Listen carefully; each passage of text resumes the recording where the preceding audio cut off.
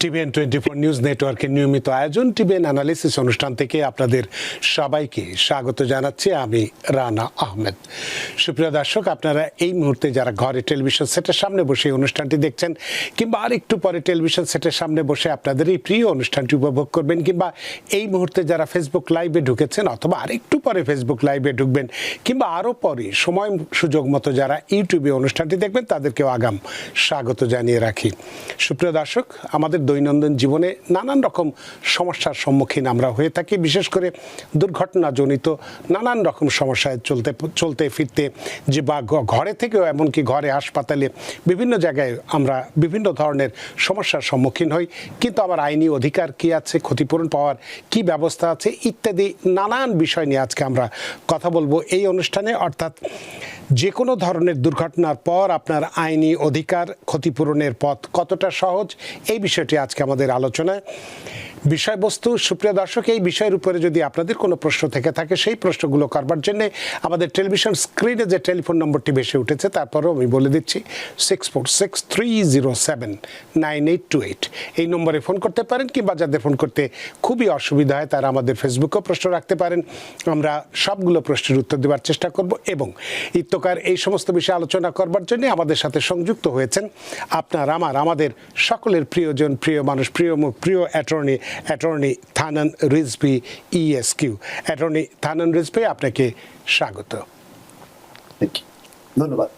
আপনাকে অসংখ্য ধন্যবাদ। অনেক ব্যস্ততা সত্ত্বেও আমাদের সাথে সংযুক্ত হয়েছেন এবং খুব গুরুত্বপূর্ণ একটি বিষয়, দৈনন্দিন জীবনে হরহামেশাই এই ধরনের ঘটনা ঘটে থাকে।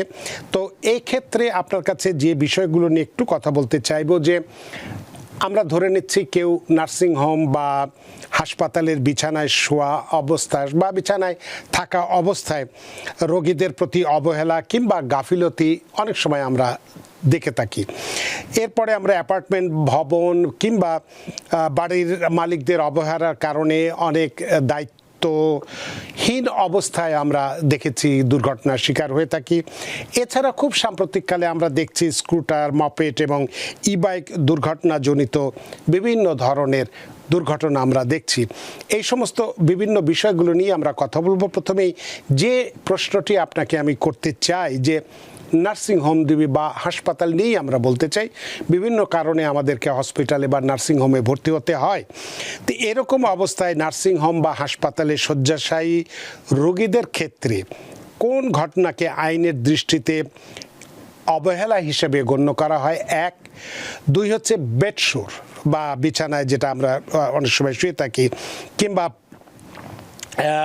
বিছানা থেকে পড়ে যাওয়া, এটা হতে পারে ওষুধ প্রদানে ভুল হতে পারে, পানি শূন্যতার কারণ হতে পারে, অপুষ্টিজনিত কারণ হতে পারে, বা সমস্যাগুলো যেগুলো আছে সেগুলোর কারণে যদি অবহেলার প্রমাণ পাওয়া যায় সেটা কিভাবে দেখা হয় আইনের দৃষ্টিকোণ থেকে বা অধিকারের দৃষ্টিকোণ থেকে। এবং আরেকটি বিষয় আপনাকে জানতে চাইব, যে এই ধরনের অবহেলার শিকার যে সমস্ত রোগী বা তার পরিবার কি ধরনের ক্ষতিপূরণ দাবি করতে পারেন, যেমন চিকিৎসা ব্যয় কিংবা পুনর্বাসন ব্যয়, মানসিক কষ্ট অথবা রংফুল ডেথের ক্ষেত্রে আর্থিক ক্ষতির পরিমাণ কি হতে পারে।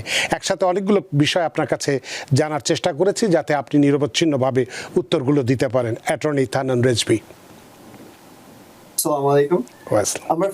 আমরা একটু প্রথমে নার্সিং হোম কেসেস বলতে আমরা কি বুঝি? জি, এটা হচ্ছে আমাদের যেসব আমরা একটু লং টার্ম ফ্যাসিলিটিতে যারা আমাদের পেশেন্টস গুলো থাকে, যারা অনেক দিন ধরে অসুস্থ, এটা যে কোনো রকমের অসুস্থতা হতে পারে, এটা হতে পারে গাড়ি অ্যাক্সিডেন্ট থেকে হতে পারে, বা যে কোনো রকমের সমস্যা থেকে যদি আপনাদের অনেক দিন যদি আপনাদের হসপিটালে থাকতে হয়, হসপিটাল অর একটা যেখানে যে ধরেন আপনি ইমার্জেন্সিতে গেলেন, আপনাকে ওদের পাশে হচ্ছে রিহ্যাব ফ্যাসিলিটি, যে হসপিটালের সাথে যে রিহ্যাব ফ্যাসিলিটি গুলো থাকে ওইখানে যদি আপনাকে ভর্তি থাকতে হয়। তারপর যদি আপনার বয়স হয়ে গেছেন, জানি যে আমাদের এটা প্রচলিত আমাদের কালচারে না, কারণ আমরা জানি আমরা আমাদের বাপ মাদেরকে সাথে রাখি, আমাদের সাথে রাখি, কিন্তু তাও যদি আমাদের কোনো কারণে যদি আমাদের প্যারেন্টসরা আমাদের বয়স হওয়ার পর যদি আমাদেরকে যখন নার্সিং হোমে রাখা হয়, ওই ক্ষেত্রে যদি কেউ মারা যায়, আল্লাহ মাফ করুক, ওই ক্ষেত্রে আপনার কেউ যদি মারা যায়, এটা হচ্ছে সবচেয়ে স্ট্রংগেস্ট পার্সোনাল ইনজুরি কেস, সবচেয়ে স্ট্রংগেস্ট পার্সোনাল ইনজুরি কেস। যদি নার্সিং হোম বা যেটা আমি লং টার্ম ফ্যাসিলিটি গুলো যেগুলো বলতেছি, ওরা যদি নেগলিজেন্ট করে, ওদের নেগলিজেন্সে যদি আপনাদের যদি ড্যামেজেস হয়, আপনারা যদি ইনজুর্ড হন, অলরেডি রানা ভাই বলছে যে আমাদের বেডসোর কি, যে বেডসোর গুলো হচ্ছে যেটা আমাদের অনেক দিন যদি আমরা বিছানায় শুয়ে থাকি, বিছানায় থাকা হয়, ওখান থেকে আমাদের নড়াচড়া যদি আমাদেরকে প্রপারলি নড়াচড়া করে যদি না হয়, ওই ক্ষেত্রে আমাদের একটা আলসার, একটা প্রেশার আলসার আমাদের ক্রিয়েট হয়। ওই প্রেশার আলসার থেকে আপনাদের ওইটা ইনফেকশন হয়ে যেতে পারে, আপনাদের বোন ওইখান থেকে বের হয়ে যেতে পারে, অনেক রকমের আপনাদের ইনজুরিজ হয়। হ্যাঁ, এটা মেডিকেল ম্যালপ্র্যাকটিসের মধ্যে পড়বে, আবার এটা নেগলিজেন্সের মধ্যে পড়বে। যদি এটা মেডিকেল ম্যালপ্র্যাকটিস বলতে আমরা কি বুঝি, যে কোনো ডাক্তার যদি আপনাদের কোনো ট্রিটমেন্ট চিকিৎসা দিতে যদি কোনো রকমের ভুল করে, ওই ক্ষেত্রে তখন আমরা ওইটাকে আমরা বলি হচ্ছে মেডিকেল ম্যালপ্র্যাকটিস। আর যদি আপনাদের যদি এটা যদি আবার কোনো নেগলিজেন্স হচ্ছে যে অবহেলা, যদি আপনার অবহেলার কারণে যদি আপনি ব্যথা পান, ওইটাকে আমরা বলি হচ্ছে নেগলিজেন্স। কিন্তু এই দুইটার মধ্যে একটু পার্থক্য আছে, সেটা হচ্ছে যে যদি একটা মেডিকেল ম্যালপ্র্যাকটিস কেস হয়, আপনাদের একটু মাথায় থাকতে হবে যে 2.5 বছর থাকে আপনাকে কেস করার জন্য। আর যদি আমরা যদি নেগলিজেন্স যদি বলি, যে আপনারা ডাক্তার না তো, কিন্তু ধরেন হচ্ছে যারা স্টাফ, যারা টেক কেয়ার করে পেশেন্টদের, তাদের জন্য যদি কোনো রকমের আপনারা যদি ব্যথা পান, ওই ক্ষেত্রে আমাদের 3 বছর থাকে। মানে সময়কালের কথা বলছেন, যে যেদিন থেকে এই ঘটনাটি ঘটলো তারপর থেকে 2 বা 3 বছর এরকম সময়ের মধ্যে আমরা ক্লেম করতে পারি বা আমাদের দাবিগুলো মানে মামলা করতে পারি। হ্যাঁ, যে আমাদের মামলাটা বেসিক্যালি করতে হবে হচ্ছে যদি ডাক্তার ভুল করে, মেডিকেল যদি হয় তাহলে 2.5 বছর, আর যদি স্টাফরা যদি ভুল করে তখন হয়ে যায় ওটা হচ্ছে 3 বছর, যেদিন থেকে ওরা ভুলটা করছে। কি ভুলগুলো করতে পারে সেটা অলরেডি যেটা হচ্ছে আমাদের যে ইনঅ্যাডিকুয়েট সুপারভিশন, মানে হচ্ছে যদি কেউ সুপারভাইজ যদি ঠিক মতো না করে মানে পেশেন্টটাকে, তারপর যদি তাকে যদি ধরেন তার একটু নিউরোলজিক্যাল ইস্যু আছে, সে ভুলে যায়, সে নিজে হেঁটে কোথাও গেল, গিয়ে তারপর সে ব্যথা পেল, আর যদি একদমই যদি বেড রিটেন হয়, যদি বেড থেকে যদি একদমই মুভ না করতে পারে, তারপর ধরেন আপনার বেড থেকে পড়ে গেল, ওই ক্ষেত্রে গুলোতে যে ফল যদি তার মধ্যে ওইটার উপরে কিছু ইস্যুস আছে, যে ইস্যুস গুলো আমরা একটু বেশি ফোকাস করি। ফর এক্সাম্পল, যদি আমরা জানি যে আমাদের ক্লায়েন্ট বা আমাদের পেশেন্ট নড়তে চড়তে পারবে না, তো ওই ক্ষেত্রে তো আমাদের একটু বেশি সুপারভিশন লাগবে স্টাফ গুলা থেকে। তারপর হচ্ছে যদি একটা আগে যদি ওদের একটা রেকর্ডে থাকে যে এই পেশেন্টটা দাঁড়াতে গেলে পড়ে যায়, ওইসব ক্ষেত্রে আমাদের আরো একটু স্ট্রঙ্গার কেস থাকে, যে আমাদের প্রুফ আমরা দেখাতে পারি যে দেখো তোমরা জানতা যে আমার পেশেন্টটা তোমাদের হসপিটালে অনেকদিন ধরে আছে, আগেও 1-2 বার পড়ে গেছে, তুই ক্ষেত্রে তোমাদের একটু বেশি কশাস থাকা উচিত ছিল। তো এক্ষেত্রে আপনি যে আমরা একটু আপনার কাছে এই কথাগুলো শুনবো, আমরা একটা বিরতিতে যাই, বিরতির পরে এসে আপনার এই যে আলোচনাটি আপনি করছেন বা আরও এটার প্রেক্ষিতে যে পাল্টা প্রশ্নগুলো আছে সেগুলো আমি করতে চাই। সুপ্রিয় দর্শক, খুব গুরুত্বপূর্ণ একটি বিষয় নিয়ে কিন্তু আমরা কথা বলছি, এটি প্রাত্যহিক জীবনে আমাদের অনেকের ক্ষেত্রেই ঘটে থাকে, সুতরাং এগুলো আমাদের জানা এবং বোঝাটা অত্যন্ত জরুরি। তো এই বিস্তারিত আমরা আলোচনা করছি এবং করব। নিচ্ছে একটি ছোট্ট বিরতি, সে পর্যন্ত আমাদের সাথেই থাকুন। সুপ্রিয় দর্শক, বিরতির পর ফিরে এলাম আপনাদের প্রিয় অনুষ্ঠান টিবিএন অ্যানালিসিসে। আজকের অতিথি অ্যাটর্নি থানন রেজভি, ইএসকিউ, এবং আপনাদের সাথে রয়েছে আমি রানা আহমেদ। অ্যাটর্নি থানন রেজভি, আমরা বিরতির আগে আপনাকে বেশ কিছু প্রশ্ন আপনাকে আমি করেছিলাম, তার ক্ষেত্রে আপনি যে বলেছেন যে নার্সিংহোম বা হাসপাতালে যদি আমাদের কোনো আত্মীয় স্বজন বা রোগী যদি ভর্তি থাকে এবং সেই রোগীর যদি পরিবার মনে করে থাকে যে তার রোগীর চিকিৎসা যথাযথভাবে হচ্ছে না, ওষুধ প্রদানে ভুল হতে পারে, বেডসোরের কথা বলেছেন, পড়ে যাওয়ার কথা বলেছেন ইত্যাদি নানান, বা রংফুল ডেথ যেটাকে বলে আমরা হয়তো ভুল চিকিৎসার কারণে মৃত্যুবরণ করেছেন, বা ম্যাল প্র্যাকটিসের কথা বলেছেন ইত্যাদির ক্ষেত্রে এই নানান কিছুতে যে আমাদের কি অধিকার আছে বা কি ক্ষতিপূরণ করতে পারি, মামলা করতে গেলে 2 থেকে 3 বছরের মধ্যে আমরা করতে পারি, সে কথাগুলো বলেছেন। এখন প্রশ্ন যে কোনো পরিবার যদি সন্দেহ করে যে তাদের প্রিয়জন বা তাদের রোগীকে অবহেলার কারণে মারা যাক বা অবহেলার শিকার হয়েছেন আমরা ধরে নিতে পারি, তাহলে প্রথমেই কি ধরনের প্রমাণ তাদেরকে সংগ্রহ করতে হবে মামলা করবার জন্য বা তার অধিকার আদায় করার জন্য? আমাদের কমপ্লিট নার্সিং হোম যে যদি আমরা স্পেসিফিকলি নার্সিং হোমের কথা বলি, আমাদের চার্টটা যে কমপ্লিট নার্সিং হোমের যে চার্টটা, তারপর যে কেয়ার প্ল্যানটা, যেটা কেয়ার ওরা একটা প্ল্যান করে যে ঠিক আছে ওই প্ল্যান, আমরা কিন্তু এখন স্ট্রিক্টলি নার্সিং হোমের কথা বলতেছি। আমরা হচ্ছে যে হসপিটালে যদি আমরা যদি থাকি, তারপর যে লং টার্মে যদি থাকি, ওইটার এভিডেন্স গুলো একটু একটু ডিফারেন্ট। নার্সিং হোমের গুলো হচ্ছে যে টার্নিং এর রিপোজিশনের যে ল গুলো, যে স্টাফ গুলো এসে কতবার ওকে টার্ন করলো, কতবার ওকে রিপোজিশন করলো, এটা লকটা সবচেয়ে বেশি ইম্পর্টেন্ট। তারপর হচ্ছে তার কি কোনো পড়ে যাওয়ার কি রিস্ক আগে থেকে ওদের কোনো ডকুমেন্ট করা আছে না, যে এই পেশেন্টটা অনেকবার পড়ে গেছে আগে, বা একবার পড়ে গেছে বা দুইবার পড়ে গেছে, তার কি ফল রিস্ক আছে নাকি। তারপর হচ্ছে স্টাফিং রেকর্ডস, যে কোন কোন স্টাফ গুলো এখানে কাজ করছে, কারণ এই স্টাফ গুলোকে কিন্তু আমরা যখন কেস করবো, আমরা এই স্টাফ গুলোকে কিন্তু আমরা ডেপোজিশন করবো। সো একটা ডেপোজিশনটা কি? ডেপোজিশনটা হচ্ছে যখন আমরা একটা কোর্ট একটা কেস ফাইল করি, তখন আমরা ক্রস এক্সামিন আর ডাইরেক্ট এক্সামিনেশন, এগুলো তো হচ্ছে কোর্টে যখন আমরা ট্রায়ালে যাই। কিন্তু তার আগে একটা স্টেজ আছে, ডিসকভারি স্টেজ, যেখানে আমরা কাগজের বদলে আমরা মুখে কোয়েশ্চেন করি, তারপর ওরা আমাদেরকে অ্যান্সার করে, ওইটাকে বলে আমরা ডেপোজিশন। এই যে স্টাফিং রেকর্ডটা আমাদের কারণ হচ্ছে আমরা যখন ডেপোজিশনটা করবো। তারপর যে ইনসিডেন্টটা স্পেসিফিক যদি কোনো একটা ইনসিডেন্ট, একটা হ্যাঁ হতে পারে 3বার 4বার ওরা নেগলেক্ট করছে, কিন্তু যদি 3বার যে 4বার যে নেগলেক্ট করছে, কোন কোন সময় নেগলেক্ট করছে, এই চার্টটা আমাদের জন্য অনেক ভেরি ইম্পর্টেন্ট। হসপিটাল রেকর্ড গুলো কি হতে পারে? হসপিটাল রেকর্ডের ফার্স্ট টু লাস্ট ইভেন্টের, যদি যে আমরা ইভেন্টটা বলছি যেটা নেগলিজেন্স ইভেন্টটা ছিল, তার আগে মেডিকেল রেকর্ডস, তারপর যেটা হচ্ছে তার পরের ইভেন্টটা হওয়ার পরে যে মেডিকেল রেকর্ডস গুলো, এই রেকর্ডস গুলো ইম্পর্টেন্ট। আমি বলবো হচ্ছে আপনাদের কাছে একটাই কাজ, সেটা হচ্ছে আপনারা যদি ছবি তুলেন, কারণ বাকি সবকিছু আমরা যারা পার্সোনাল ইনজুরি অ্যাটর্নিজ, তারা অটোমেটিকলি এগুলো হসপিটাল থেকে ওরা নিতে পারবে, কিন্তু একটা জিনিস নিতে পারবেন, সেটা হচ্ছে যদি কোনো ছবি থাকে। ছবিগুলো হচ্ছে আপনাদের সবচেয়ে বেশি ইম্পর্টেন্ট, যে আপনারা যদি কোনো পিকচার তুলতে পারেন, বা যদি আপনারা ওদেরকে জানান যে আমার কিন্তু বাবা পড়ে গেছিল, তোমরা একটু বেটার টেক কেয়ার করবা। এই যে কনভারসেশনটা যে হইলো, এই কথাটা যে হলো একটা স্টাফের সাথে, এটা যদি আপনাদের কোনো রকমের যদি এভিডেন্ট থাকে, তাহলে হচ্ছে এটা আপনাদের কেসের জন্য হচ্ছে খুবই খুবই খুবই গুরুত্বপূর্ণ। wound records, photographs, staffing records, notes, এগুলো সব আমি যেটা বললাম, এটা এখন আমরা যাই হসপিটালের ক্ষেত্রে। হসপিটালের ক্ষেত্রে সিমিলারলি হবে, তখন হসপিটালের ক্ষেত্রে আমাদের অ্যাডমিশন যে রেকর্ডগুলো, কখন আমি অ্যাডমিটেড হয়েছিল, কি কারণে অ্যাডমিশন হয়েছিল, এই রেকর্ডগুলো হচ্ছে আমাদের হসপিটাল যখন আমাদের একটা যদি লং টার্ম পেশেন্ট হয়, ওই ক্ষেত্রে আমাদের দরকার হবে। এখন অনেক অনেক ওরা আর্গিউ করবে হচ্ছে, ফর এক্সাম্পল একটা গাড়ি অ্যাক্সিডেন্ট হয়েছে, গাড়ি অ্যাক্সিডেন্ট হওয়ার পর আমরা পেশেন্টটা বা ক্লায়েন্টটা চলে গেল হচ্ছে হসপিটালে এত বড় ইনজুরিজ হয়েছে যে তার এখন প্রায় 1 বছর তার এখন হসপিটালে থাকতে হবে। হসপিটাল কিন্তু নেগলিজেন্ট হইল। এখন হসপিটাল বলবে যে না, তোমার চেইন অফ যে কজেশন আসছে কেন, আমার ক্লায়েন্টটা, তোমার যে পেশেন্টটা আমাদের হসপিটালে আসছে কেন, আসছিল হচ্ছে ওই গাড়ি অ্যাক্সিডেন্টের কারণে। তুমি কাকে সু করবা? তুমি গাড়ি অ্যাক্সিডেন্ট যে গাড়িটা চালাচ্ছিল তাদেরকে তুমি সু করবা, এখানে তো আমাদের কিছু করার নেই।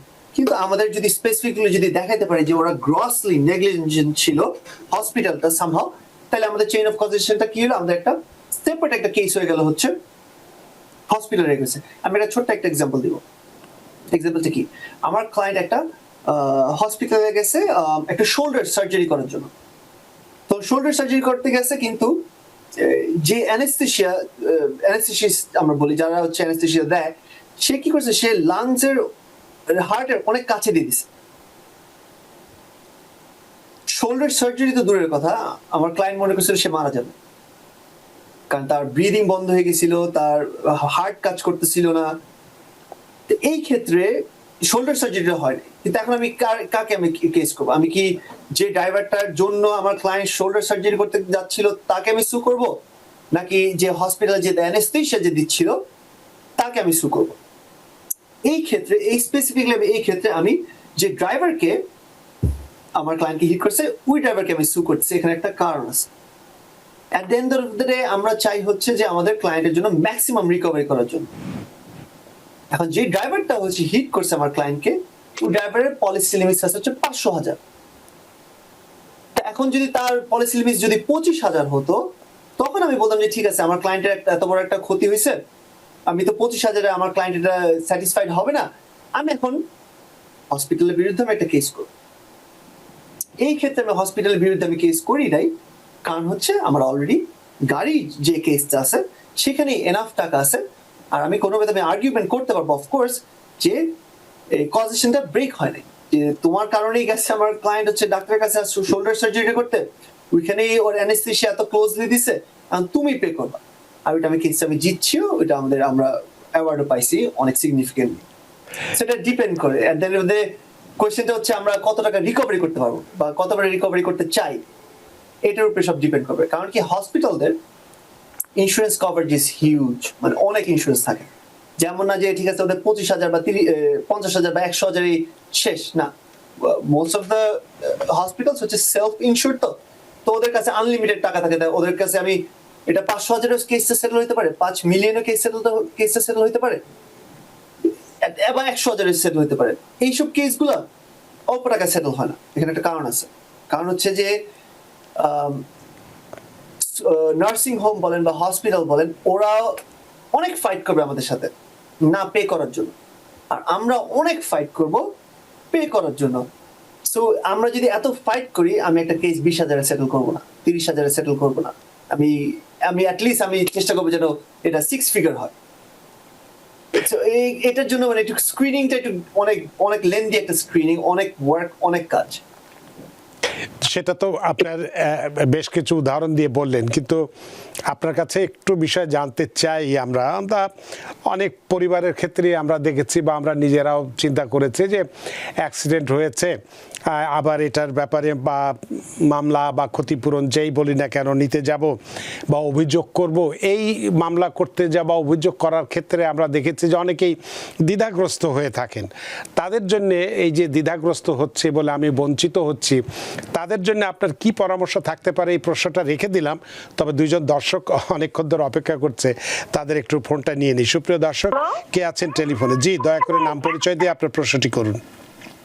জি, আসসালামু আলাইকুম। আমি জাস্ট কল দিচ্ছি জানানোর জন্য, জি, attorney Thana Rizvi is the best attorney ever. জি, থ্যাংক ইউ। আমি জাস্ট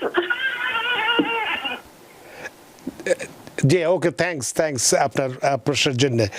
সুপ্রিয় দর্শক, কে আছেন টেলিফোনে? দয়া করে নাম পরিচয় দিয়ে আপনার প্রশ্নটি করুন। আসসালামু আলাইকুম, আমার নাম সামি।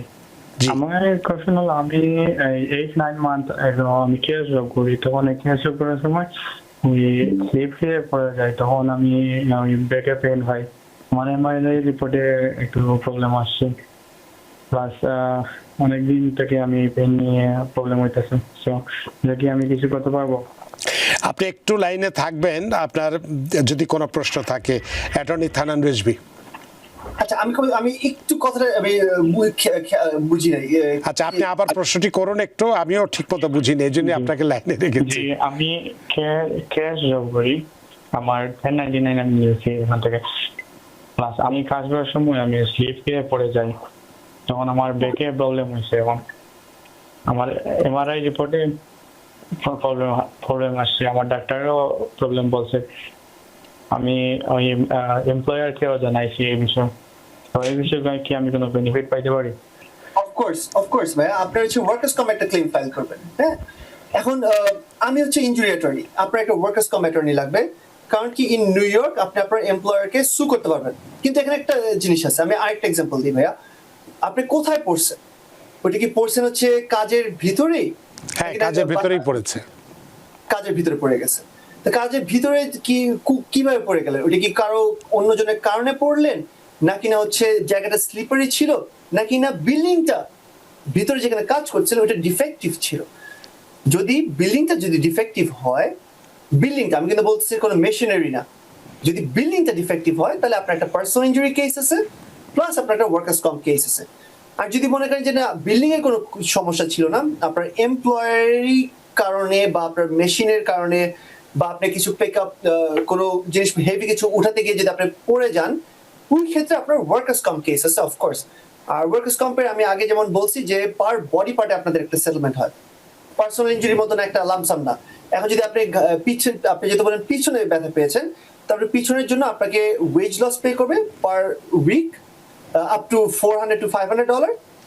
আর 6-7 মাস 8 মাস পর যতদিন পরে আপনার অ্যাটর্নি আপনাকে বলবে, ওই পরে আপনাকে একটা SLU schedule loss of use একটা বড় সেটেলমেন্ট দিবে। কিন্তু ওইসব ক্ষেত্রে কিন্তু আপনার অর্থোপেডিক রেকর্ডটা খুব ভালো, খুবই দরকার।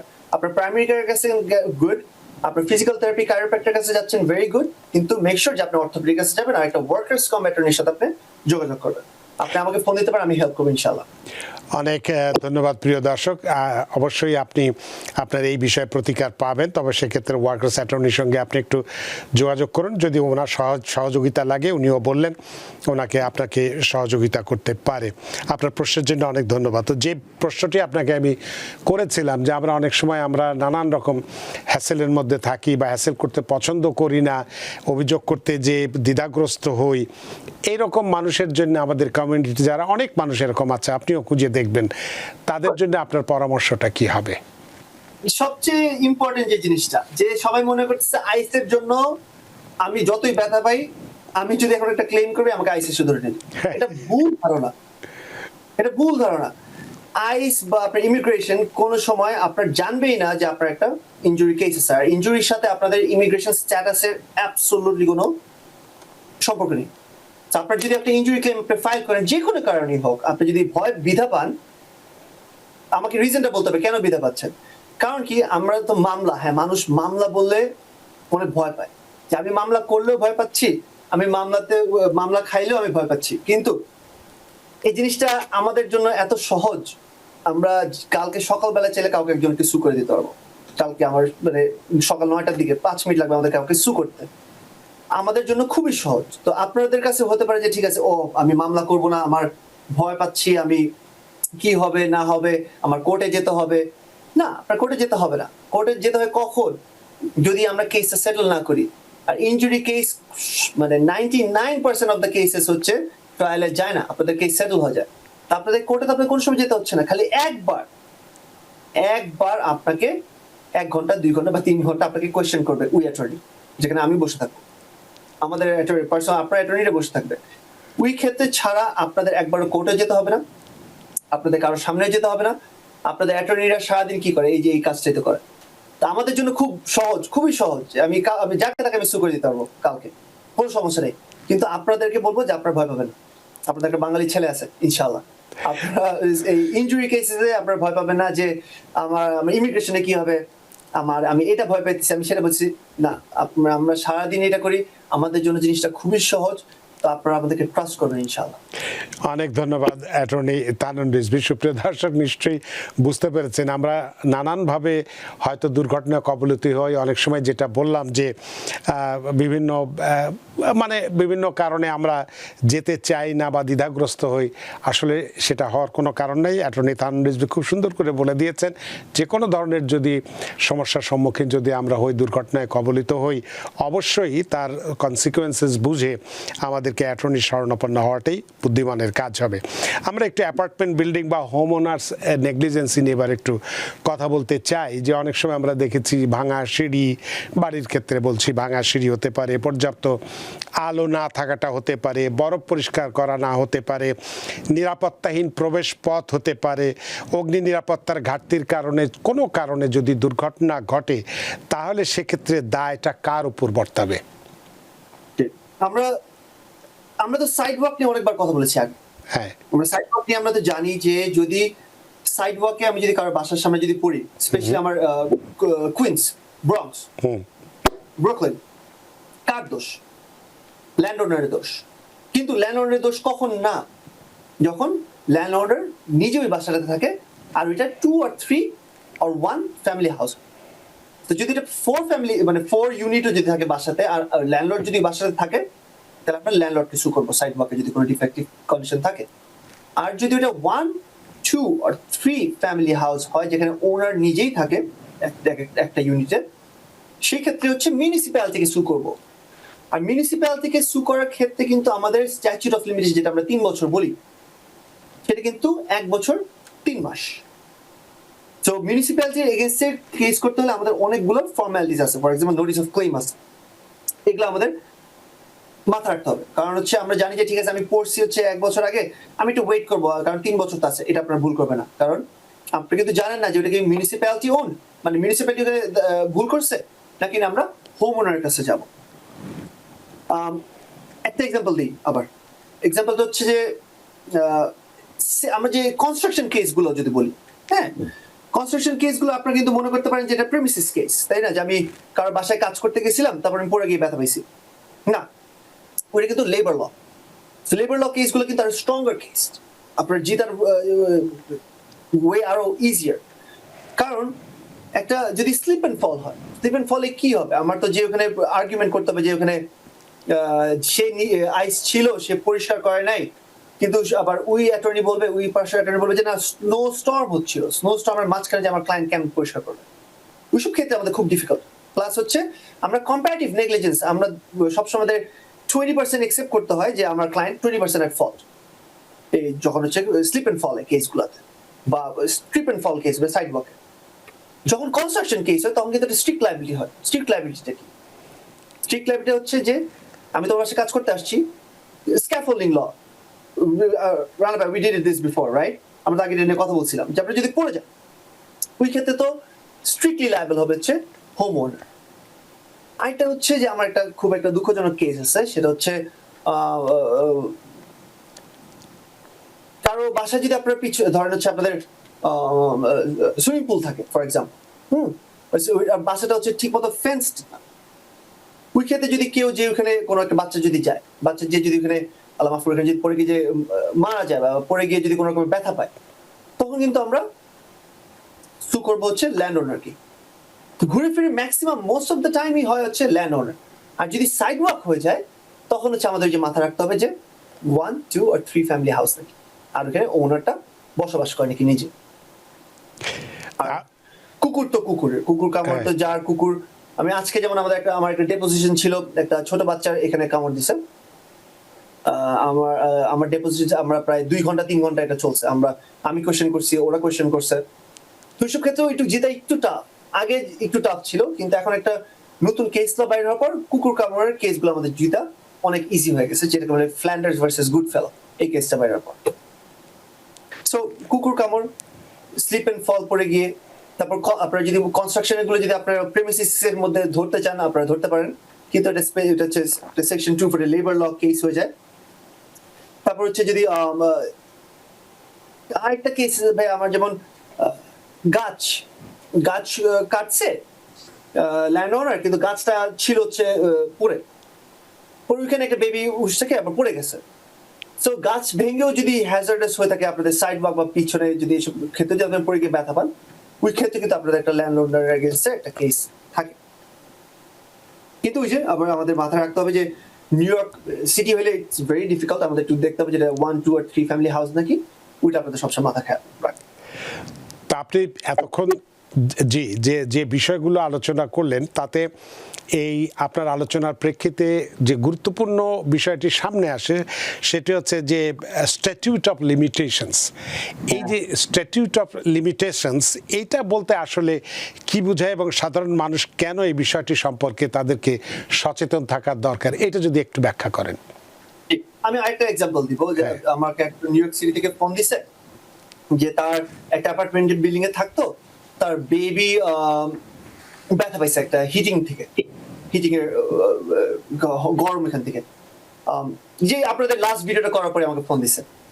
তো এখানে কি হয়েছে যে সে বেবি তো 3 বছরের আগে হয়েছে, তাহলে আমাদের স্ট্যাচুট অফ লিমিটেশন কি 3 বছর, 3 বছর বেশি আর হয় না, কিন্তু সে তো হচ্ছে মাইনর, সো বেবি, সে তার বয়স 3 বছর ছিল তখন, এখন হয়ে গেছে 6 বছর, আমাদের কোনো সমস্যা নেই। আমার কেসটা করতে হবে হচ্ছে তার 21 বছর বার্থডের আগে, তার 18 বছর হওয়ার পর 3 বছর থাকে আমাদের কেসটা সু করার। তো এখন যদি বেবিও যদি কোনো রকমের কোনো কারণে যদি ব্যথা পেয়ে থাকে, আপনারা মনে করেন না যে না আমার কোনো কেস নেই, কারণ প্রায় 5 বছর হয়ে গেছে, 6 বছর হয়ে গেছে, আমি এখানে রিকভারি করতে পারবো না। অফকোর্স আপনি পারবেন, কারণ আমাদের বেবিদের জন্য আমাদের স্ট্যাচুট অফ লিমিটেশন টোল্ড হয়ে যায়, টোল্ড হচ্ছে 18 ইয়ার্স পর্যন্ত টোল্ড হয়ে যায়। আপনাদের হয়তো বা কবে ব্যথা পাইছে আপনার মনেও নাই, কিন্তু আমি তো বের করতে পারবো, কি হবে মেডিকেল রেকর্ড দেখে। আপনার যে হয়তো বা নিশ্চয়ই আপনার বেবিকে আপনি ইসিএমসি তে নিয়ে গেছিলেন, আপনার বাচ্চাকে আপনি ইসিএমসি তে নিয়ে গেছিলেন, সরি আপনার ইমার্জেন্সিতে নিয়ে গেছিলেন, ওই ক্ষেত্রে তো আমি যদি হসপিটালকে যদি আমাকে হসপিটালের নামটা দিতে পারেন, তাহলে আমি কিন্তু কবে অ্যাক্সিডেন্ট হয়েছে, কবে কি হয়েছে, আমি সব বের করে ফেলতে পারবো। সো সবকিছুরই ওয়ে আছে, আপনারা ঘাবড়াবেন না। আর আরেক ক্ষেত্রে হচ্ছে যেটা হচ্ছে কেউ যদি মারা যাওয়ার ক্ষেত্রে কিন্তু 3 বছর থাকে না, আপনি যেভাবে মারা যান 2 বছর থাকে। তো 2 বছরের মধ্যে কিন্তু আপনার কেস ফাইল করতেই হবে, আপনি যদি আপনার প্রিয়জন যদি কোনোভাবে মারা যায়। আর ব্যাংক্রাপসি, ধরেন আপনার একটা কেস হয়েছে কিন্তু আপনি ব্যাংক্রাপসি ফাইল করছেন, তো ব্যাংক্রাপসি কোর্ট বলবে যে থানুন তোমার কেস এটা তোমরা স্টপ রাখো, তখন এটা স্টপ হয়ে যেতে হবে। তারপর হচ্ছে আমার হচ্ছে ক্লায়েন্ট অ্যাক্সিডেন্ট হয়েছে হচ্ছে 3 বছর আগে, কিন্তু সে মারা গেছে। তো মারা যাওয়ার পর কি হলো, আমার স্ট্যাচুটা কিন্তু আবার টোল হয়ে গেছে 1 বছর। আর ডিপেন্ড, যদি ডিফেন্ডেন্ট মারা যায় ওখানে একটা ডিফারেন্ট ভাবে টোল হবে, আর যদি প্লেন্টিফ মারা যায় তারপর প্লেন্টিফ জন্য ডিফারেন্ট ভাবে টোল হবে। কারণ হচ্ছে তারপরে যে আমাদের স্টেট সেট আপ করতে হয়, স্টেট সেট আপ করার লেন্দি একটা প্রসেস। কোর্ট লিটারালি তখন আমাদের জাজ তখন বলে যে থাম, তো ইটস ওকে, তোমরা আগে স্টেটটা সেট আপ করো, স্টেট ইস্যুটা তোমরা ক্লিয়ার করো, তারপর তোমরা আবার এটা কেসটাকে তোমরা আবার আগাও। তাহলে কি হলো, আমাদের কেউ মারা গেলে 2 বছর, বাচ্চারা হলে 18 বছরের পরে আরো 3 বছর থাকে। আর এমনিতেই নেগলিজেন্স কেস, যেটা আমরা অ্যাটর্নি, পার্সোনাল ইনজুরি অ্যাটর্নি, তো 3 বছর থাকে আমাদের কেস করার। আর যদি মিউনিসিপ্যালিটির এগেইনস্টে কেস হয় তাহলে হচ্ছে 1 year 90 days। কিন্তু একটা জিনিস আছে এখানে আবার কিছু নিউয়ান্স আছে, যে গাড়ি অ্যাক্সিডেন্টের ক্ষেত্রে যদি আমি যদি আরেকজনকে যদি আমি রিয়ার এন্ড করি, আমার কাছ থেকে নিল 25,000, এখন তার আছে হচ্ছে আরো $75,000, কারণ তার পলিসি হচ্ছে 100-300। তুই $75,000টা সে আরো কেস সেটেল হওয়ার থেকে 6 বছর থাকে। তো আমার কেসটা যদি 25,000 যদি সেটেল করে, সে তার কাছে অ্যানাদার 6 years আছে, 6 বছর আছে তার নিজের ইন্স্যুরেন্সকে কেস করা। এই হচ্ছে আমাদের স্ট্যাচুট অফ লিমিটেশন, একটা বেসিক যেটা আইডিয়া। মোটামুটি আমরা এই বিষয়টা অর্থাৎ সময় নির্ধারণ সম্পর্কে জানলাম, কিন্তু আপনার কাছে আরেকটি প্রশ্ন করতে চাই যে অনেক সময় ভুক্তভোগীরা অনেক পরে বুঝতে পারেন, প্রথমে হয়তো বুঝতে পারেন না, কিন্তু বিষয়টি নিয়ে অনেক পরে বুঝতে পারেন যে তার প্রকৃত ক্ষতি কতটা হয়েছে বা কি হয়েছে। সেক্ষেত্রে এই সময়সীমার যে বিষয়টি আপনি বললেন, তার ব্যতিক্রম কি প্রযোজ্য হতে পারে কখনো কোথাও? হ্যাঁ, অফকোর্স, যদি একটা ধরেন হচ্ছে মিউনিসিপ্যালিটি এগেইনস্টে, সবচেয়ে ডিফিকাল্ট হচ্ছে মিউনিসিপ্যালিটি। বেসিক্যালি 3 বছরের মধ্যে তো একটা মানুষ রিয়েলাইজ করতেই পারে যে আমি তো অনেক ব্যথা পাইছি, আমার একটা কেস বা একটা ক্লেম একটা কিছু একটা করা উচিত ছিল। যখন এটা মিউনিসিপ্যালিটির এগেইনস্টে হয়ে যায় তখন কিন্তু শর্ট টাইম হয়ে যায়। শর্ট টাইমের মধ্যে প্রথম 90 days এর মধ্যে একটা নোটিস অফ ক্লেম ফাইল করতে হয়। ওইটা যদি নোটিস অফ ক্লেমও যদি না ফাইল করি, তারপর আমরা মোশন ফাইল করতে হয়। যখনই কেসগুলো আপনারা চিন্তা করবেন যে আমাদের যখনই মিউনিসিপ্যালিটির এগেইনস্টে কেস থাকে, ফর এক্সাম্পল যদি একটা স্নো আইস রিমুভ করে যে সিটির জন্য গাড়ি, ও আপনাকে হিট করলো, তাহলে কিন্তু আমার 1 year 90 days আছে। 90 days এর মধ্যে ফার্স্ট আমার নোটিস অফ ক্লেম ফাইল করতে হবে। তখন হয় কি, আপনি যদি 1 year 90 days এর মধ্যে যদি আপনি ফাইল না করেন, বা আপনি 90 days এর মধ্যে যদি আপনি নোটিস অফ ক্লেমটা যদি না পাঠান, তখন কিন্তু জাজ আপনার বিপক্ষে আপনার রুলিং করতেই পারে খুবই সহজভাবে। কারণ তারা চায় যেন সিটি তাদের যেন নিজেদের ইনভেস্টিগেশন করে, ওই ইনভেস্টিগেশন করার টাইমটা যদি না পায়, যদি 90 days এর মধ্যে যদি না জানে, তখন জাজ এটা আমাদের কেসটা ডিনাই করে দিবে, তখন আপনার কোনো রিকভারি নেই। আমাদের হাতে সময় খুবই কম, সময়টা শেষ হয়ে আসছে, কিন্তু একটি গুরুত্বপূর্ণ প্রশ্ন আপনাকে করতে চাই। সেটি হচ্ছে যে সাম্প্রতিক বছরগুলোতে আমরা দেখছি রাস্তাঘাটে স্কুটার যেটাকে আমরা বলি, মপেড যেটাকে বলি, ই বাইক বলি, এইগুলোর কিন্তু দুর্ঘটনা খুব উদ্বেগজনক হারে বেড়ে গেছে। এটি আপনিও হয়তো লক্ষ্য করছেন। তো এক্ষেত্রে এই দুর্ঘটনার ক্ষেত্রে যে দায়টা কিভাবে নির্ধারণ করা যায়, কি চালক না গাড়ি চালক, নির্মাতা প্রতিষ্ঠান, নাকি রাস্তার অব্যবস্থাপনা, কার বিরুদ্ধে যে এই দায় বা দাবিটা করা যেতে পারে? আচ্ছা, ফার্স্ট আমরা তিনটা, একটা হচ্ছে ইলেকট্রিক স্কুটার, হ্যাঁ, একটা হচ্ছে মপেড, হ্যাঁ, আর হচ্ছে ই বাইক। হ্যাঁ, আমরা ফার্স্ট ই বাইক নিয়ে কথা বলি। ই বাইকের হচ্ছে এটাকে বাইসাইকেল আমরা ধরি। হ্যাঁ, এটা মোর অফ আ বাইসাইকেল দেন আ গাড়ি, এটা বাইসাইকেল হবে। অফকোর্স ক্লেম তো আমরা করতে পারবো যে গাড়ি আপনাকে মারছে, তাই না? কিন্তু এখানে একটা জিনিস আছে, সেটা হচ্ছে নোফল যে বেনিফিটস গুলো। নর্মালি যদি পেডেস্ট্রিয়ান হয়, একটা ড্রাইভার যদি একটা পেডেস্ট্রিয়ানকে মারে, ওই ক্ষেত্রে কিন্তু পেডেস্ট্রিয়ান নোফল যে মেডিকেল ট্রিটমেন্টের যে বেনিফিট গুলো আছে, এগুলো কিন্তু যেই গাড়িটা মারছে তার কাছ থেকে নিতে পারবে। কিন্তু যদি এটা ই বাইক হয়, তখন কিন্তু এই নোফল বেনিফিটসটা পে করবে না ওই ড্রাইভারটা। তখন কি হলো, আপনার মেডিকেট পে করতেছেন। তা আপনার মেডিকেট পে করার পর কি হলো, আপনার কিন্তু মেডিকেটকে টাকাটা আবার ফেরত দিতে হচ্ছে। হ্যাঁ, আমরা তো চেষ্টা করবো এটাকে রিডিউস করার জন্য, কিন্তু ট্রিটমেন্টটা কিন্তু মেডিকেট পে করবে। আর আরেকটা ক্ষেত্রে যে আমরা যদি কোনো ডাক্তার যদি আমাকে পছন্দ করে আর যদি বলে থানুন আমি তোমাকে লিন হিসাবে ট্রিটমেন্ট করবো, কেস যখন সেটেল হবে তখন তুমি আমাকে টাকাটা ফেরত দিবা আমি যত ট্রিটমেন্ট করছি। এটা হচ্ছে সবচেয়ে বড় সমস্যা ই বাইকসের, যে নো ফল বেনিফিটস নাই। ইলেকট্রিক স্কুটার, আচ্ছা নো ফল বেনিফিটস এর মধ্যে কিন্তু আপনার যে সপ্তাহে প্রতি মাসে যে কাজ যে করতে পারতেছে না, যে টাকাটা আমরা টিপিক্যালি গাড়ি অ্যাক্সিডেন্টের ক্ষেত্রে আমরা নিতে পারি, ই বাইকের ক্ষেত্রে এই টাকাটা কিন্তু আমরা নিতে পারবো না। ইলেকট্রিক স্কুটার সেম ই বাইকের মতো, কোনো নো ফল বেনিফিটস নাই। নো ফল বেনিফিটস না বলতে হচ্ছে মেডিকেল ট্রিটমেন্টে পে করতেছে না, ওয়েজ লস পে করতেছে না, ট্রিটমেন্ট হচ্ছে লিনে বা মেডিকেট পে করতেছে, তখন আপনাদের সেটেলমেন্টটা কমে যাচ্ছে, কারণ আমাদের ওটা পে ব্যাক করতে হচ্ছে মেডিকেটকে বা ডাক্তারটাকে। লাস্টলি হচ্ছে মপেড অ্যাক্সিডেন্টস। মপেডের অ্যাক্সিডেন্ট গুলো হচ্ছে একটু ডিফারেন্ট। হ্যাঁ, মপেড অ্যাক্সিডেন্ট আমরা বলি হচ্ছে মোটর ভেহিকল। তো মপেডে আপনাদের ইন্স্যুরেন্স দিতে হয়, কিন্তু ইন্স্যুরেন্সের মধ্যে আপনাদের ওদেরকে বলতে হবে যে I want no fall benefits. হ্যাঁ, কারণ কি হয় কি, আমার এরকম ক্লায়েন্ট আছে, আমার সবচেয়ে প্রিয় ক্লায়েন্ট, ও এরকম সেম মপেড একটা অ্যাক্সিডেন্ট করছে, কিন্তু ওর ইন্স্যুরেন্স ও ঠিকই কিনছে, কিন্তু ইন্স্যুরেন্সের মধ্যে নো ফল বেনিফিটস নাই। তাহলে এই ইন্স্যুরেন্স নিয়ে কি লাভ হলো? ইন্স্যুরেন্স তাহলে নো ফল বেনিফিটস বলতে কি, যে আমি যে ট্রিটমেন্ট করব এই টাকাটার কভারেজটা নাই। ঠিকই হচ্ছে যে আমি যদি ওই গাড়িকে মারি, আমার ক্লায়েন্ট যদি ওই গাড়িকে মারতো, আমার ক্লায়েন্টের ইন্স্যুরেন্স কোম্পানি পে করতো। তো আপনারা যদি মপেড চালান, প্লিজ আপনারা ইন্স্যুরেন্স দিবেন। স্কুটার আর ই বাইক গুলো আপনারা যখন আমরা একটা ক্লেম করবো, আপনারা মাথায় রাখবেন যে আপনাদের কিন্তু নো ফল বেনিফিটস নাই।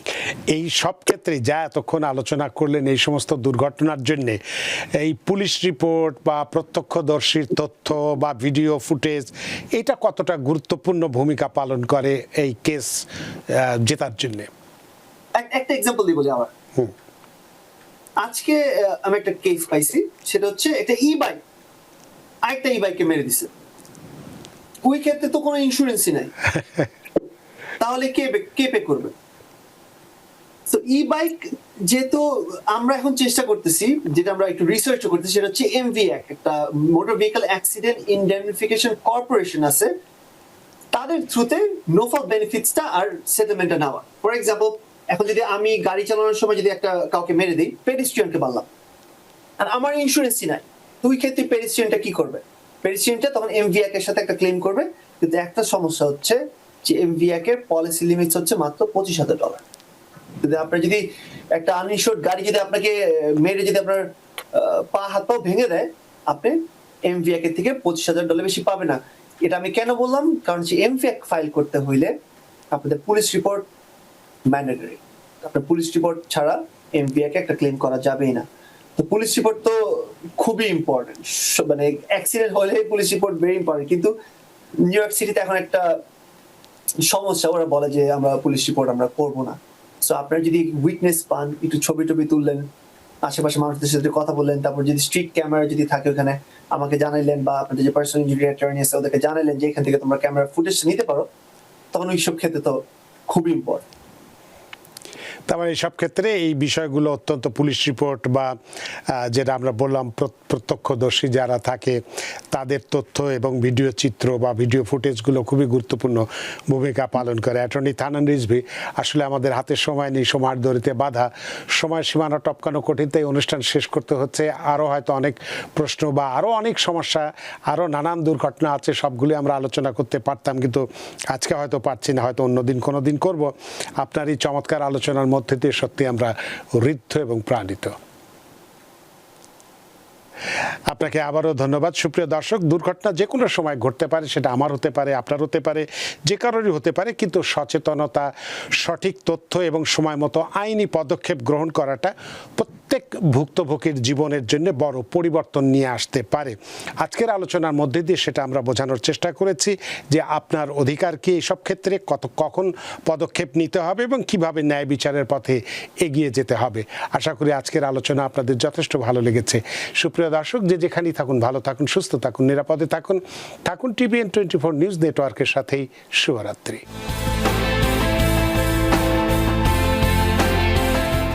টিভিএন 24 টেলিভিশন দেখতে আজই কল করুন 7187776556। লগ ইন করুন www.totalcablebd.com।